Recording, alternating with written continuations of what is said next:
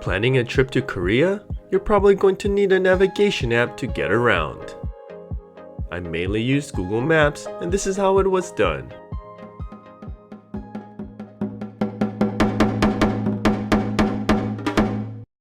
We'll begin with navigation. The first place to start is to choose the correct apps. I mainly use Google Maps throughout my trip. Google's sophisticated AI was able to guess what words I was trying to spell and give me suggestions. The routes they would recommend weren't always the most accurate, so just be aware of that. But since this is what I primarily used, here's how it works.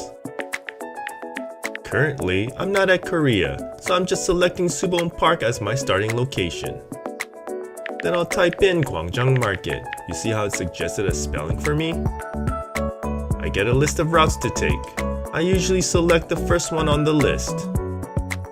Because the subway is easier to navigate, I would check it so I wouldn't get any bus routes. Then I would literally zoom into the map and try my best to follow the lines.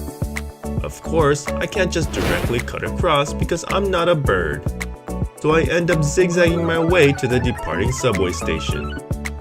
While I'm on the train, I just pay close attention to my location until I reach my final destination. Another important tip is to have my external battery so you don't run out of power. Otherwise, you'll be doomed for eternity.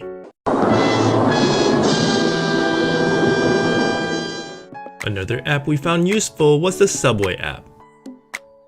It has an entire map of Seoul's subway system, along with up-to-date schedules and the ability to pick a departure and arrival station. We used this whenever we lost the GPS signal or Google Maps had a brain fart. And although this has nothing to do with navigation, the Google Translate app was great for reading signs. We just point our camera on a word and it would automatically translate it. Crazy technology.